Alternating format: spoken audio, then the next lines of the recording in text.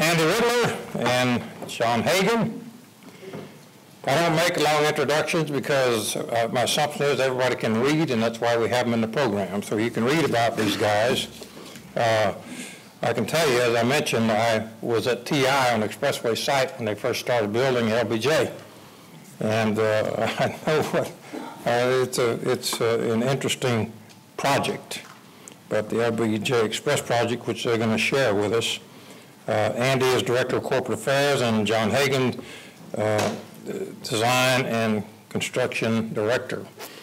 And as I said earlier, it's probably to your benefit that you pay attention at least to this one because of John, because could get tough if you decide to take a nap. But anyhow, let's welcome our first keynotes, and I don't know which one is going to go first, but you have a choice.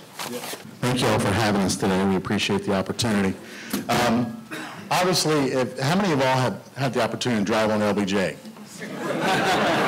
How many of y'all hate it? Same hand should go up. You know, this is a project that's been talked about for a very long time.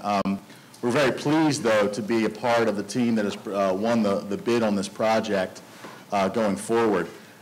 We've got a number of things obviously going on right now, and John and I will make ourselves available during the coffee break just to kind of talk to you if you're interested in some of the details of it. Our presentation today is going to focus on a couple of different things, mainly how do we 17 miles of highway, how do we ensure that our project management is in place to ensure that we're doing effective project delivery. And so what we're going to talk a little bit today about is we're going to do a little bit about project history and overview, project organization, the traffic management, which John will tell you is really the key to success in building this project. And then project management tools we're using, some of the public affairs that we're doing on this, and then questions and answers. Now, some of you may be asking, why is public affairs so important? This is the third most congested highway in Texas, and one of the most congested in the country. At any given time, whether it's 3 o'clock in the morning or 3 o'clock in the afternoon, this highway could be backed up for many miles. So we are trying to ensure that we are keeping traffic moving while we are rebuilding every single inch of concrete on this project. It's no small task. So what we want to start with is a little bit about the history and the overview of the project. I want you to keep this number in mind. In 1969, 180,000 cars a day. That's what the capacity of this highway was built to handle, 180,000 cars a day. That's an important number to remember, because if you look at it today, it's a lot more like that, at 270,000 cars a day. Now, given census population estimates, with the number of folks that are going to move to this area, population growth in the area, because of a somewhat better economy than most of the other parts of the country, we anticipate there's 500,000 cars that are going to want to use this road. It is built for 180,000 cars a day. We have a project need. We have just identified our necessity in building this project. If we do nothing, status quo, driving on LBJ in 2020 with 500,000 cars a day will look a lot more like that.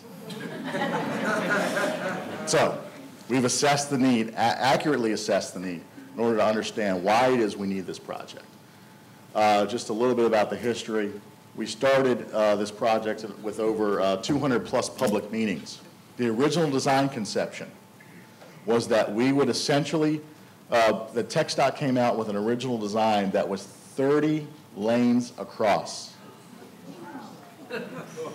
I'll let you think about whether we're going to tear down Lincoln Center or the Oxy building, and we'll see how that's going to go. Not to mention the hundreds and hundreds of residences that would have to be removed to accommodate 30 lanes across. So after the torches and pitchforks were put away, TxDOT went back to the drawing board, and they came up with what is an overall design conception which is no higher and no wider than the current design. So as John will tell you in a few minutes, that leaves us with a couple of different options. That leaves us with only one option, and that is to go down. and we'll talk about that in a little bit. But what you're going to hear John and I talk about during this presentation is what's called a CDA, a Comprehensive Development Agreement. And this is the contract that guides us. And it guides the actions that John's team takes, it guides the action that my team takes, and it guides the action that our maintenance and operations team takes. So we have this project we've procured from the state of Texas for the next 52 years. We will design, construct, maintain, and operate until 2061, this project. And we will do so under the CDA guidance, with TxDOT working with us hand in hand, and always having full ownership of this highway. So I want to turn it over to John because I wanted him to talk you through a little bit about what the bid process was like for us and understanding the PMP aspects of that. Okay, thank you, and good morning. As Andy mentioned, that this is a comprehensive development agreement. What that means is you take the private industry and you partner them with the public agency, the state of Texas in this case. And you do that because of numerous reasons. One's we bring innovation to the table. Public financing is a little short right now, so we can bring equity to the table and make an investment in the community. But so how do we get to this process of the CDA? Well, it starts off with a very large legal document and then the scope, which Andy mentioned originally was 30 lanes wide. So what we go through is a process where we negotiate exactly what we're going to be responsible for: design, maintenance, limits of construction, how this facility is going to operate. And we propose alternative technical concepts, and what you're going to see the LBJ look like is one of those alternative technical concepts that was proposed to the state. Then we develop the bid. Because we're bringing equity to the table, we want to ensure that we get a return on that investment, that we can recoup the amount of money that we put into this project.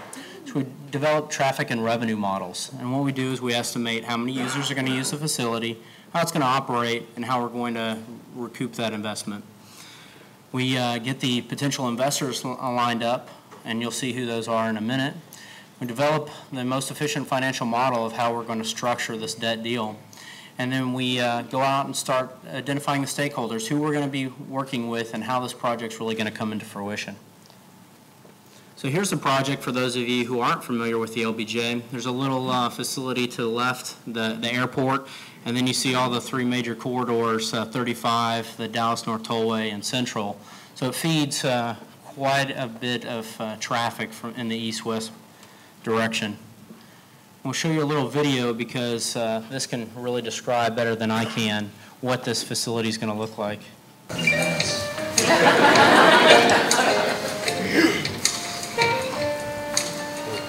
What you're seeing here is the managed lanes that are going to be on the outside of the existing I-35. We're not going to reconstruct what's out there on I-35 now. We're going to build additional capacity in the form of these two managed lanes on both the east and the west side. As you can see, that's what we're driving along now. You also notice off to the left, it's elevated. And the reason for this is TxDOT has plans to widen I-35 in the future. So what we build now has to accommodate what they're planning to build in the future. There you go.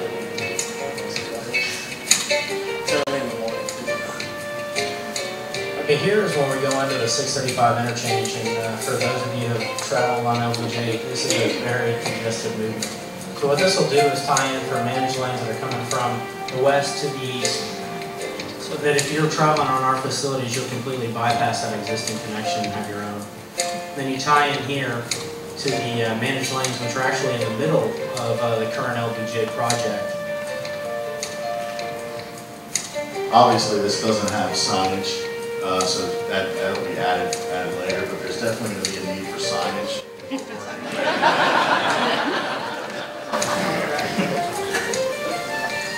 Now, as Andy mentioned, the no higher, no wider. So our solution was actually to come up with this semi-cantilever structure where you have bridges above you, but yet you have the center is open to the air.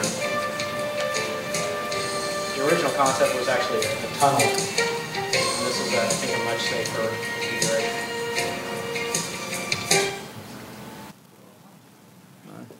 Now I've got to carry it.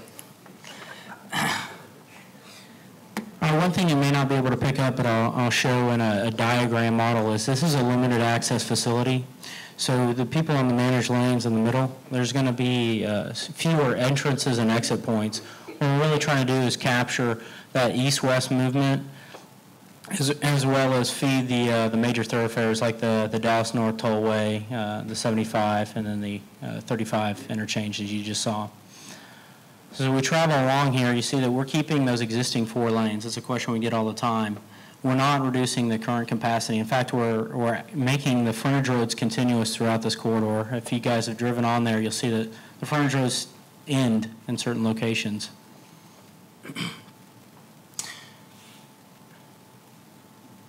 And then, as Andy mentioned, we're reconstructing from the right-of-way to the right-of-way, so all this is a brand-new facility, and we'll be maintaining it for the next 52 years. So we're making sure that the investment is going to perform well over that time period. And then when we hand it back to the state at the end of 52 years, we have what's called a residual life. So we've got to make sure that this facility is going to perform well while we maintain it, as well as when we turn it over to the state, that we're not handing them a decaying facility.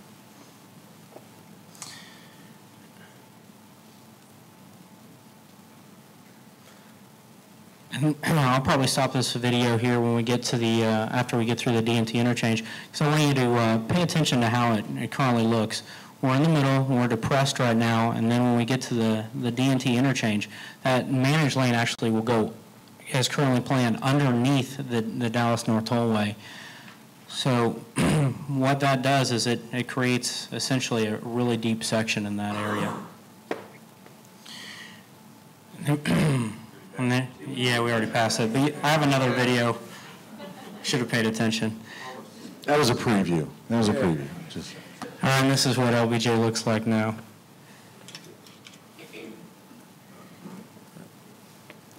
Keep in mind, too, that this is, the reason that we're showing this video now is this video was submitted as part of our initial bid package that we included to the state of Texas. So we wanted them to see a visual of what our design concept would look like. Okay, and as mentioned, we're building those 2 managed lanes on the 35 corridor, and then on the 635 corridor, we're building 6 depressed managed lanes, which you saw. So this is generally what it's going to look like. You have the frontage roads, the existing free lanes, and then the new managed lanes below. And that's where that additional capacity comes from.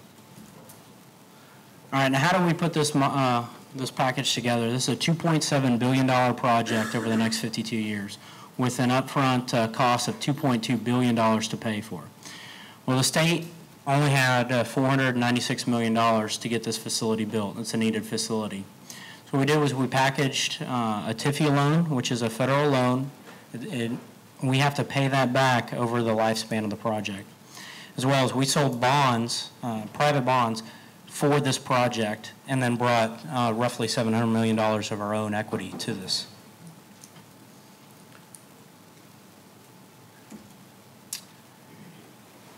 Yeah, managed, okay. We talked about managed lanes. Excuse me. I want to talk to you a little bit about our cost recovery. Have you all heard about managed lanes? Maybe in the news a little bit, just slightly. Let me tell you what that is. The additional capacity, as you saw, is going to be tolled, but it's going to be a non-traditional method of tolling that is a variable rate, and it's demand-based. So what happens is we are implementing the North Central Texas Council of Governments, which is the entity that receives all the federal gas tax dollars back. They divvy that up around the region. They set our tolling policies, and what their policy tells us we have to do is basically set a base toll rate consistent with what you would find around the region on other toll roads. But there's a caveat to that, in that we are trying to keep that pipeline moving through those managed lanes, and we do that by maintaining a 50-mile-per-hour threshold. And if the miles per hour drops below 50 miles per hour, we increase that toll. And we do that about every 5 minutes. And that toll increases to help people make that decision not to drive on those managed lanes. It's more or less a deterrent at 65 miles an hour. If it drops below that limit, then we start pushing cars off that road so that that speed goes back up and that toll comes back down. And so it's a very real-time methodology that we utilize to ensure that that pipeline is moving through. And really, it's an incentive for drivers to make the decision on what that toll rate's going to be based on the demand. Now, a lot of people ask, is there oversight? And John will talk about that. There is actually oversight on that, and there's some penalties involved for us if that does drop below 50 miles per hour. So the bottom line to remember is this, that we as a developer and as a company operating this toll road for 52 years, we have every incentive to make sure we build a road that people want to use at a price point they're willing to pay.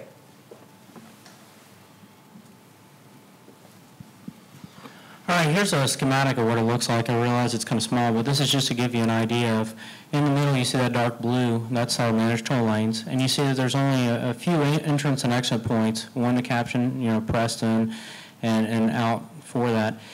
And then we tie in with those direct connectors on the 35 interchange and carry them down. So the idea is really to alleviate a lot of that congestion on the corridor by allowing that through traffic to go through and the people who are exiting those high volume areas to really be able to focus in on that. And the intent is to free up the general purpose lanes so they're not as congested.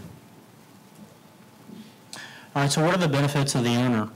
On a traditional project, the owner typically designs, and then they let the construction. They're responsible for all the changes that come along with that. They operate it, so they got to pay for the maintenance, and then they're responsible for the financing. We've already talked about the financing piece, but let's talk about the design, construction, operation. We have that CDA, which gives us the it outlines what we're required to design, what we're required to construct, and all the risks associated with that. So your differing site conditions, your environmental, your NEPA evaluation, everything that's rolled into that, we take the risk on and to actually construct this road. And then what the state gets is they get a $2.7 billion project at a cost of only $500 million. All right, so this is a slide to just kind of show you some of the things we're doing. We've got to build 76 bridges, 11 cross streets, 2 intersections, and fit 213 miles worth of road within a 17-mile corridor. So it's very, very tight. And we will be finished on time. All right. He's in charge of that. Yeah. I can say that with a straight face. All right, here's some more of the things. I won't bore you with some of the details. We've got a lot of constraints. One of them Andy's going to touch on is the public outreach. How do you convey this message of a managed lane and how the reconstruction is going to impact their lives over the next 5 years? And then a specific example is utilities that we have to relocate. We got to move 500,000 feet of utilities, dealing with over 350 specific locations, a lot of different companies, approximately $170 million worth of utility relocations. That has to be done before we can actually start building the road. So how do we tackle this problem? And this shows you the different viewpoints you face on a project and different ideas that come to the table. This is an oldie, but a classic.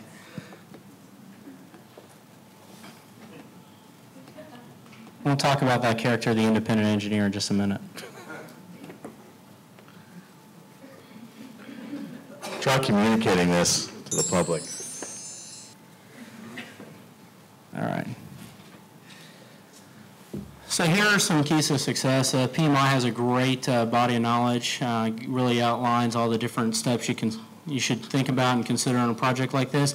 Here are just some of the highlights that we have for this one is know the contract. Both parties really need to understand where that line in the sand is drawn and where there's some clarity that comes up in the project where you have to really interpret that thing as a living document. You got to identify all the stakeholders, and we'll outline some of those here in a second. Now here's the most important thing with design build is you got to develop your initial plan, and you've got to refine it, but don't ever fall in love with the plan. And I'll have an illustration of that in a second. But you really got to continually reevaluate what it is you're doing and if it's really the best way to accomplish it. Yeah, this is a slide that shows you who our major participants are on this project. We talked about a public-private partnership where the public sector and the private sector come together to make this project a reality. If you look at the project owner, TxDOT, will be with us. In fact, they'll co-locate with us for the balance of the next 52 years. So they will essentially oversee the contract obligations that we have with the state and ensure that those are maintained. And John mentioned an independent engineer as well. They're a part of that function as well, and he'll talk about that. The developer, which is who John and I work for, is LBJ Infrastructure Group, and that's a conglomeration of 3 distinct equity partners: Sintra, Meridian, and the Dallas Police and Firefighters Pension Plan. When you saw that pie chart earlier, the direct investors, that was from those individual entities to make this project a reality. And then the contractor is Trinity Infrastructure, which is a conglomeration of Ferrovial Agremon and Weber, Weber is a company out of Houston, Texas, that has been doing road projects for about the last 40 years or so.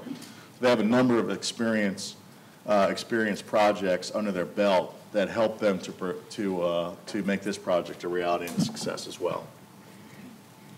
All right, so we've talked about the parties, and this is how they're all intertwined. As you can see, it's kind of a jumbled mess. We've got work authorizations, we've got the CDA, and we've got a design-build contract. And really knowing how those different parties overlap and what their responsibilities are is a challenge, to say the least. All right, we talked about this independent engineer. Who are they, and what function do they perform on this project? What they do is that they are an independent agency that makes sure that both the state and the developer are complying with the contract they signed. They do this through reviewing the designs, the submittals that are given. They audit our processes and procedures, and they issue non-compliance points. Our CDA has a very lengthy performance-based requirements, and anytime we fall below that standard, they point it out. They're also responsible for owner verification testing. What they do is they'll go out and they'll test side by side with us and make sure that what we're reporting is the quality we're achieving is correct. All right, here are some of the stakeholders that we have to deal with, and this is a short list. It doesn't incorporate everyone. These are just some of the major players. So as you can see, it's kind of a crowded room, and everybody has an opinion and a different way to interpret what's required. So this is how we staff the team to really tackle this project. We have corporate affairs, we have our COO, and as Andy mentioned, we have to operate the tolling facility. So we have to set the modules for what the toll rate's going to be, but not only that, we have to capture that vehicle and then invoice them. We have to maintain the project. We always have to have the lawyers involved. On this project, the financing people are quite important. We have to comply with all the federal requirements for that TIFIA loan, and there's a lot of them. There's me, and then there's a quality manager, and it's important to note that they report right to the CEO, and that's not only for environmental, but that's construction materials as well. All right, this is what we have to contend with. I saw a lot of hands raised earlier when we asked who drives this corridor. People out there drive crazy. There's about 3 accidents per day. Fortunately, the car in the purple, both of those occupants walked away safely, not a scratch on them. You see the silver car, it's in the wrong direction. That's a frequent sight on the project. So we're going to be out there constructing. We've got to make sure our people are safe as well. All right, there's an HOV lane, which is a high occupancy vehicle lane, and it travels in the middle of the current road. We had to close that down. I'm sure that inconvenienced some of the people here in this room. We're sorry, but we needed that area for 2 reasons. One is we've got to reconstruct the structure, so that's where that center column is, if you remember from that video. And that's also what we're going to use to do traffic shifts as we close the road down while we have to do some construction. All right, here I talked about not falling in love with the plan. I realize this is kind of small, but if you look at each one of those green segmented lines, those are travel lanes. And there's gaps in between them, if you notice. Typically, you're not used to driving on a freeway where you're separated from the lane right next to you.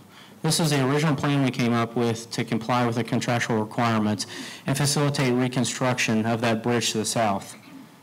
And then we flipped it and reconstructed the bridge to the north. Again, typically all your lanes are right next to each other. So we reevaluated and we came up with this. Well, instead of keeping all those 4 lanes open 24 hours a day, we'll close it just on the weekends for a short period of time to allow us to do the demolition. So what we'll do is we'll reduce those 4 lanes to 1 lane and keep all the lanes open in the other direction, and then flip-flop it. So you have a short-term impact, but those 270,000 cars traveling per day will not even notice that we're out there doing the bridge reconstruction. Here's just another graphic to help illustrate how that works. All right, the controlling, the fun part. How do we actually get to where we need to go? I'll keep this high level since I saw a lot of great presentations on some of these tools we have. We developed a project management plan. It's several thousand-page documents. It really gets into the detail of how we're going to accomplish our goals. Procedures on how we're going to do drill shafts, procedures on how we're going to do design quality checks, procedures on everything, safety.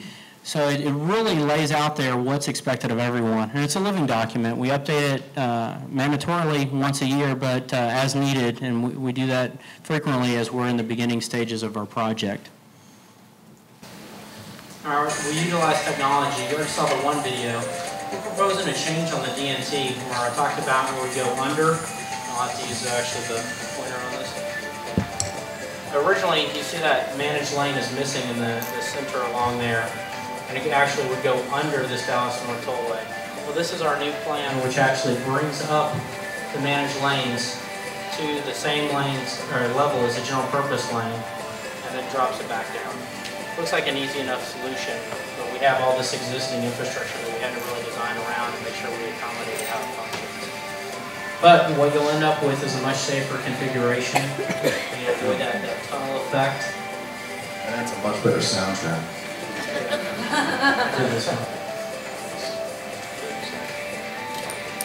And here's some of the other pros. Schedule risk, improves drainage, avoids that tunnel effect. It also facilitates these future movements, which you see in blue, so we can tie directly into the Dallas North Tollway if the traffic warrants it. Keep in mind, too, that as we talk about all these design changes and variations that we have to communicate every aspect of this to the public, because the public wants to understand and know what it is they're going to experience before they do so. So it's incumbent upon everybody in this, and you saw the PMP, and we're involved in that PMP as well from a public affairs standpoint, and making sure that our processes and procedures are in place to do something as simple as communicate with 311 with the city of Dallas on issues that they have that cross-function with our project. So there's a lot of different mechanisms in place on this, so a lot of moving parts. All right, I think everybody's pretty familiar with CPM scheduling, but this is how you know if I'm telling you the truth when I say we're going to be on time. We got a cost and resource loaded schedule, which has all our activities, and then we track not only the progress complete, but a good capture of the health of the project on this is your burn rate. So we're going to peak at about $65 million of construction per month. Right now we're at about 30. All right, we have all those different parties, we have all those different agencies, and everybody has to stay on the same page, as well as capture all that correspondence back and forth. So what we did was we used an electronic document control system. I think there's several presentations on this later, but the key for us is we had to have each independent party has their own document control system, and we're the repository for the project records. So we have to have those individual document control systems upload into our project files, and it's a one-way upload, so we can make sure that projects aren't deleted, etc. It's web-based, so it allows all the parties to access it anywhere they need, and it also generates email notifications anytime a document is inserted into certain folders. Those parties responsible for interaction with that folder will get notified. All right, quality is very important, as we mentioned. We use a software called I2MS. It's federally approved, and it's what's been developed by the state of Texas. Basically, it takes all those thousands of tests we perform, it pulls them into a database, runs some algorithms, and tells you if you're within the specifications and how your material is performing. All right, safety is important on any project, but especially this one. We got high traffic volume, a lot of big equipment on the project site, so we're hoping to avoid this wall of shame pictures. That elevator one's an actual photo. Yeah. It's not Photoshop. But, so we have OSHA, we have DART, and then we've implemented our own environmental training and our own health and safety training as well, which everybody on the project has to attend. Again, it's a never-ending cycle. Don't be afraid to go back to the beginning, reevaluate where you are, where you're going, and continue the process along. So on the public affairs side of things, you saw there's a lot of moving parts. There's a lot of variables we have. We have to keep and maintain a very good discourse with the public. As I said earlier, this is the third most congested highway in the state of Texas. Over 80% of you raised your hands in the room when I said you drive on LBJ. So it impacts us. It's a major corridor and thoroughfare through North Dallas. So it's incumbent upon us to make sure that we have the tools in our arsenal to make sure that we're communicating every aspect of this project to the public. We have to maintain the ISO standards in our department as much as everyone else. That's a challenge because it's very difficult to quantify the measures that we utilize in our industry and make those and have those mirror up with what John's attempting to do with design and construction. But we do so by ensuring that we have the proper procedures in place on the front end so that we're able to comply with those and ensure that we're doing the proper project delivery when it comes to public relations, community, and government relations. Our tools are a lot different than what John would use. Our tools tend to be all visual and understanding what it is people are going to be getting. We had 14 sound wall meetings along this corridor. There's going to be a number of sound walls. You'll start seeing those being constructed over the next couple of weeks and months. But they look like this. And it's ensuring that our public, that we're delivering these sound walls to, they're adjacent property owners along the corridor, and they want to understand what it is they're getting. So after John's team has evaluated the design and evaluated what it's going to look like and the aesthetic concepts and everything, then it's my job to go out there and make sure that the public understands this. And this is within our contract to perform these duties. So this is just one example of the types of things you'll see in a public meeting and a meeting that we'll have with the public for them to understand what it is we're doing. Website. Website is a huge, huge tool. We have an audit procedure on our website as well to ensure that, and the IE monitors this as well as TxDOT, to ensure the information we're communicating is accurate, timely, and pertinent to the public. And we are constantly making changes to this website to ensure that it's easy for the end user to understand. And by the way, I'm going to make a commercial here.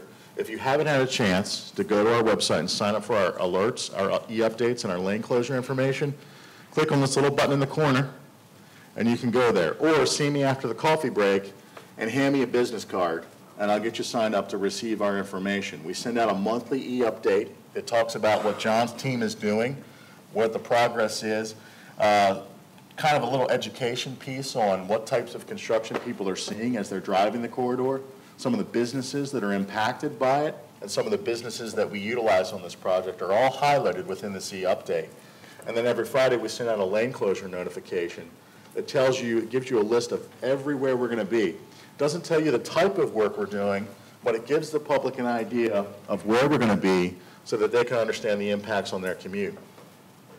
We have Facebook, we have Twitter. Because of the size and nature of this project, we're finding that there's a myriad of different users that are going to utilize this project. So social media, it being one of the fastest growing sectors of the internet right now, is an important tool that we have to use in our arsenal to ensure that people are getting the information accurately and on time about our project. This tool I'm most proud of, this is one that I did painstaking research to find a tool that would communicate real-time traffic speeds. In addition to that was an automated system that would send SMS or text messages to the end user so that they can understand if there was a delay or any type of incident along the corridor that they're utilizing. I'm happy to say if you go on our website to the lane closures page, go up to My Traffic, you can register for that, and you can get anywhere in the DFW Metroplex, you can get your commute, you can route your commute and find out if there's an incident in real time, the minute it's reported, and sent right to your cell phone or your email address to help you understand where and when things are and make those decisions as to whether or not you need to find an alternate route as you go forward. So I want to thank you for the opportunity to come and speak to you today about this. And I don't know if we're taking questions or anything like that. No questions. The hard questions will be answered by John, the easy ones by me. No. Yes, sir. You indicated early on that the design requirements were for 30 lanes. There are substantially fewer. How does that equal 30? What we talk about with the 30 lanes is that's all at the same level, same elevation. How we compensate for that volume of traffic requirement is through those managed lanes and optimizing the speed to keep that 50 miles an hour. So by ensuring the traffic's flowing at 50 miles an hour, we can actually get the same equivalent number of vehicles through that corridor without having all those additional lanes. There's two reasons for that, really. When I ask that question, I tell people, number one, you cannot build your way out of congestion anymore. In urban areas that are densely populated like this, there's no real way to build your way out of congestion anymore. And secondly, the managed lanes is part of a much broader initiative that the Federal Highway Administration has to ensure that states that are building new highway infrastructure are taking into account the congestion levels, because that contributes to the attainment issues, air quality issues. A lot of our contract, and the reason why the region is pushing these managed lanes as a concept, is to ensure that our air quality hopefully improves through these processes, and we can account for lower air quality levels, because our federal funding, when you pay gas tax dollars, all that money goes up to Washington, D.C. They formulate it, Congress gets a hold of it, and then they send it back to us. Now, unfortunately, Texas at the current level is a donor state.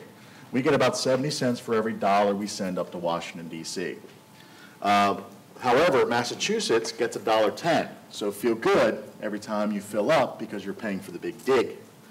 So, that federal money that comes back to us, though, there's formularies that are involved with that require us to have certain levels of clean air, and congestion contributes disproportionately to much of the clean air issues and ozone levels that we have in North Texas today.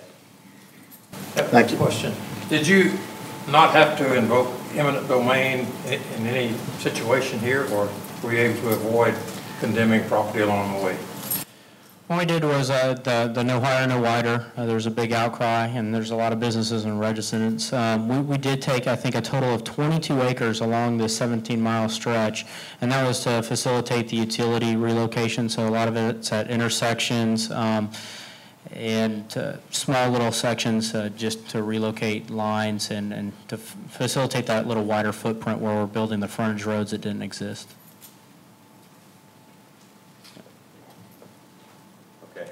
I have a question on the managed lanes versus the lanes that are going to be left. You're talking, we're going to basically double the amount of traffic that's going through on LBJ by 2020, is what I believe I heard. However, you have to pay toll to get on those managed lanes. So how's that going to really help? How many people are going to be able to pay the tolls versus those people that are left on the existing lanes? What's the thought behind that? How's that going to decongest the existing lanes when you just have basically a private road that people are going to pay for flood? You want to field this one? Yeah. I get this one all the time, so thank you for this. Let me just click in on that button, because I can tell you this is first of all, let me just be, in the interest of full disclosure, let me tell you that TxDOT has estimated the tolls between anywhere from 15 to 55 cents per mile. That is, that obviously 55 cents will be during those really, really peak hours.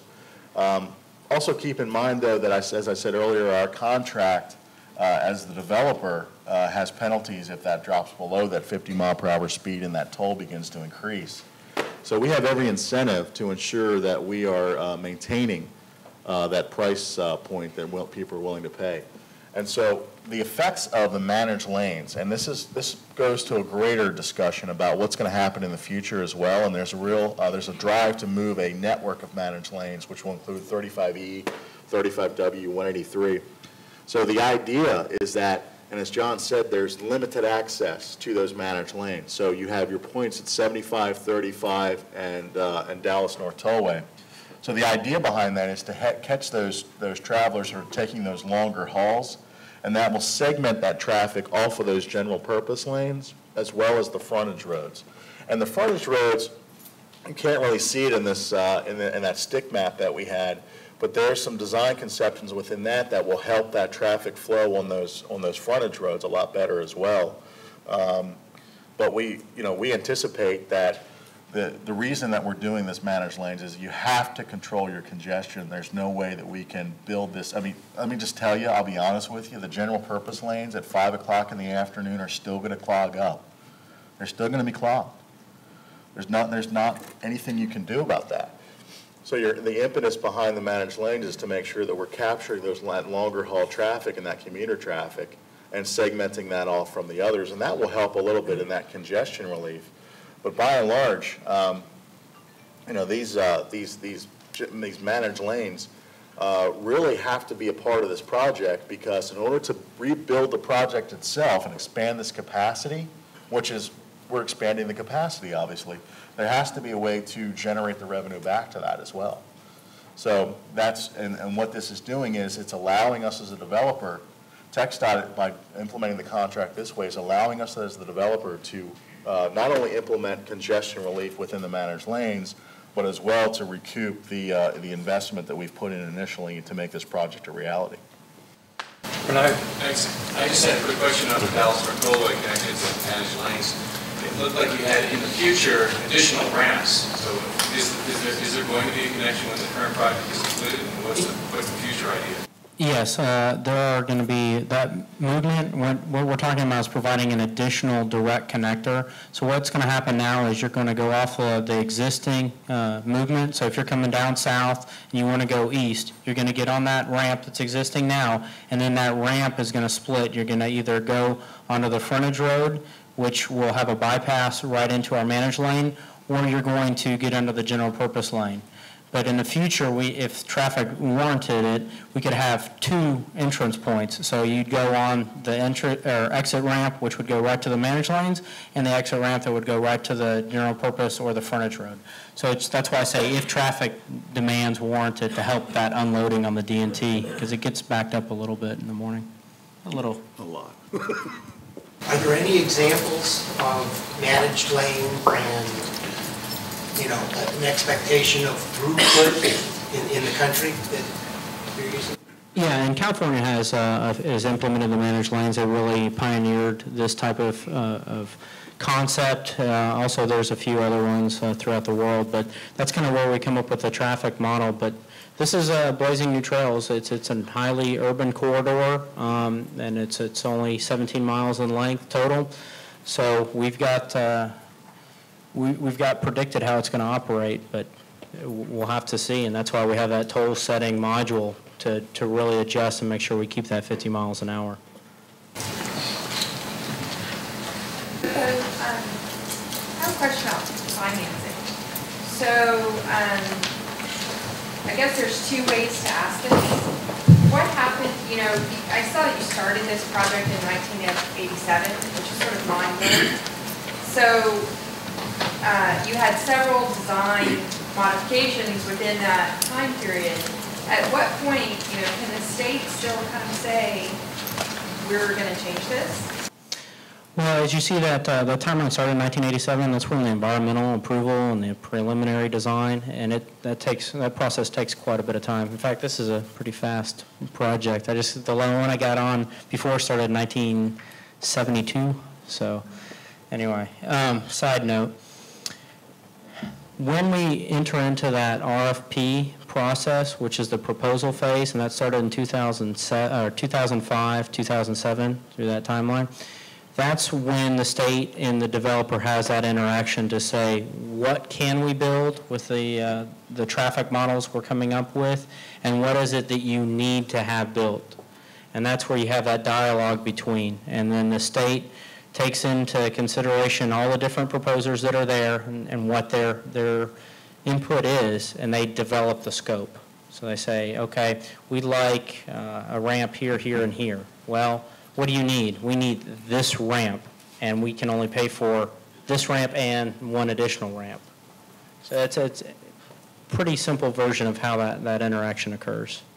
I have a question about the technology to monitor the traffic and then apply the decibel rates.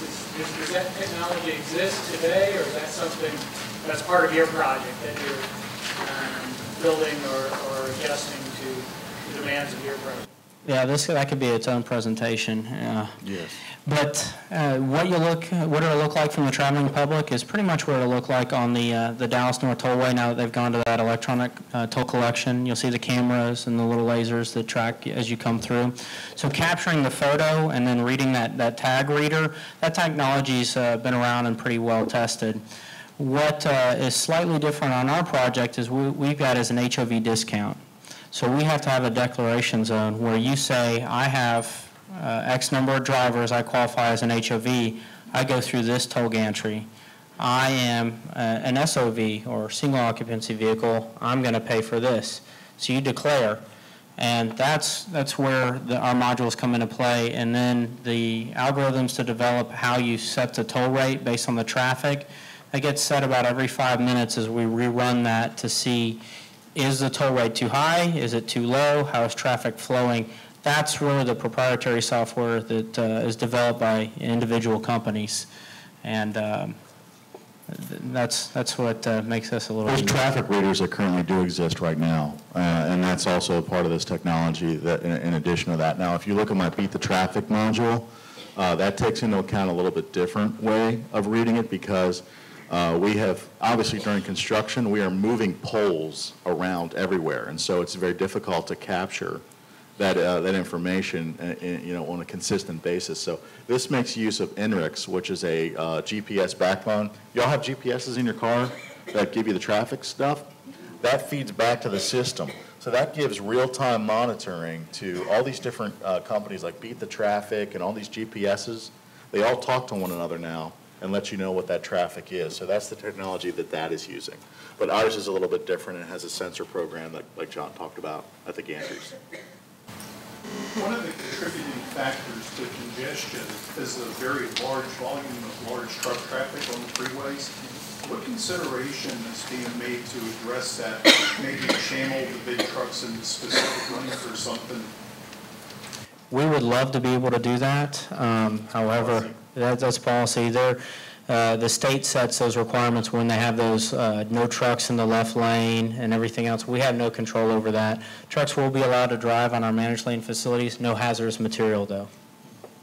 Yeah, that's you see that in Austin with left lane traffic on 35. But that is really a local policy decision that's been made and passed through the legislature. So we don't have the purview to limit where those trucks can be on our facilities. As an incentive to use the managed lanes, is the speed limit going to be 70 like it is on the Bush or the SRT? What we have is we're designing the roadway at 65 miles an hour. And then what happens is after you've built the road, you see how traffic performs. So you see the D&T and how the hills and everything it goes, but yet the speed limit's 70 miles an hour. So we have no control over what the final speed limit is. Even if we design it at 65, but people don't feel safe enough to drive that fast, that speed study really dictates what the speed limit will be. So it's going to be a couple of years before we before we figure out how utilizing those traffic measurements, figuring out what that speed is going to be. But that is always done in tandem with the state. That's not our decision. That's really the state's decision at the end of the day too. So that's part of the reason why they co-locate with us is over those types of things and measuring those over time. But we've designed it for 65 miles an hour. When they built the High-5, they had, I believe they had fines for when you close the lane once a day. Are you going to have incentives like that? Absolutely, and that's why we talked about that traffic when I showed that schematic of how the traffic switches were going to occur. That was to avoid all those lane rental fees, and they're quite high. So the state has really tried to protect the traveling public by limiting when we can close, as well as assessing penalties if we decide to close and in a window we're allowed to, but it's not desirable. So we've tried to accommodate all our construction primarily on nights and weekends to lessen the impact of the traveling public. So those four one-lane configurations, like we said, those are Saturdays and Sundays. You're going to see a lot of those. And come September and October, that's when you're going to see, Carmageddon DFW in place on the weekend. So. Surprise. What are your projections of the toll going up to $5? Do you have a forecast? I'm sorry, toll per mile, that's No. usually? So when do you anticipate the toll price going up to $5? Do you have any projections? I How guess. many years? How many years until it hits $5? $5 would be $5 to travel the entire length. When do you think the toll rate is going to improve? All that is tied contractually with our CPI index and maintaining that 50 miles an hour. So we have our internal projections, but everything is based on what the actual economy is and what the traveling public does. We don't have a lot of flexibility in setting tolls.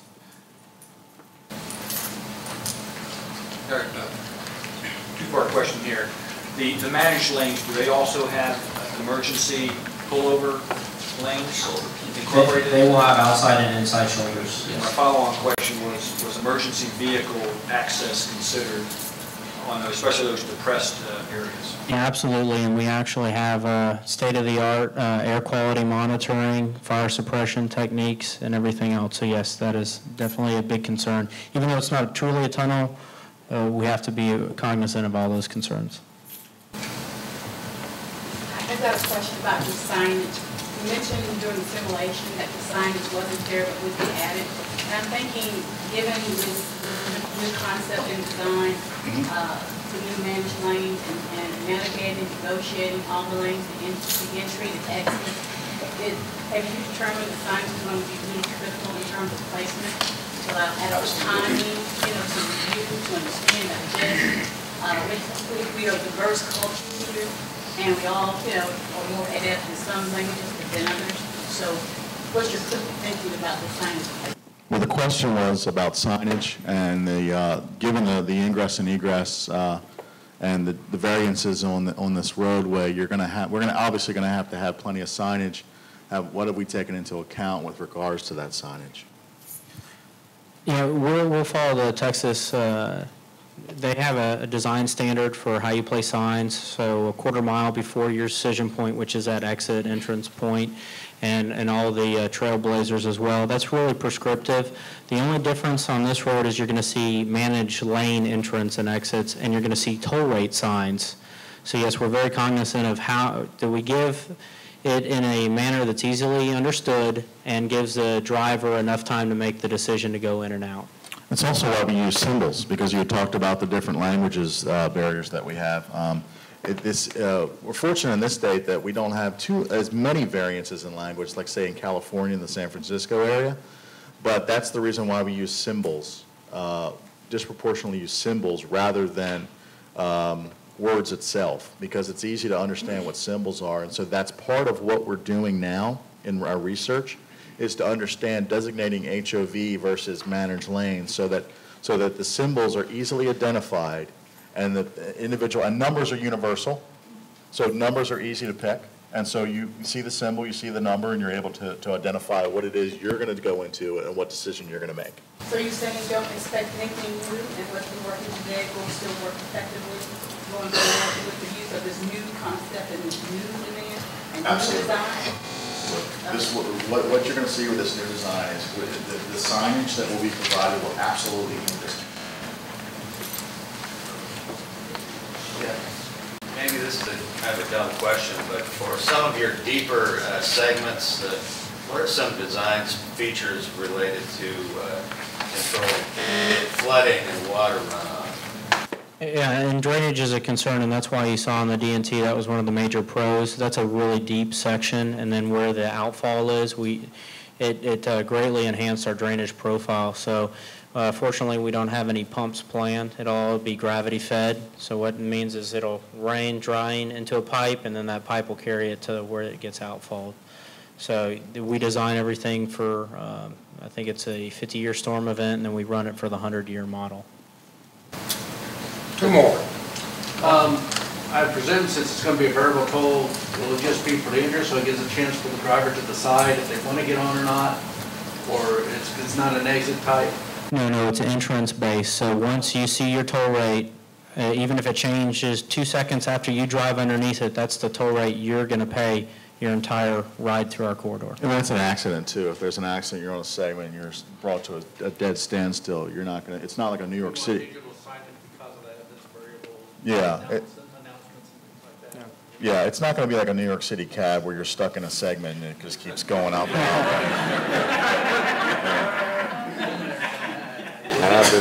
During your presentation, LBJ Infrastructure is a separate entity from NCTA, so are we still be able to use our toll tags for everything? Yeah, the question was, is it a separate entity from the NCTA? It is indeed a separate company from the NCTA. However, the NCTA and our organization have a tolling services agreement, which will allow you to use your toll tag. And as an aside to NCTA, I always tell them you can buy your toll tags in any grocery store in the local area. But it's important to understand that your bill will come from NCTA. But when you see your bill, it will, if you go through at 8:30 every day through a gantry on our project, keep in mind that there could be a variable. That rate could vary at 8:30 every day in the morning if you go through there. That's the only difference you're going to see. The billing will still be the same and come from the same entity as well. Your customer service and in terms of who you talk to will still be an NCTA representative. Yeah. Your NTTA toll tags, your Hector toll tags, and your Texas tags will all work on our facility. Gentlemen,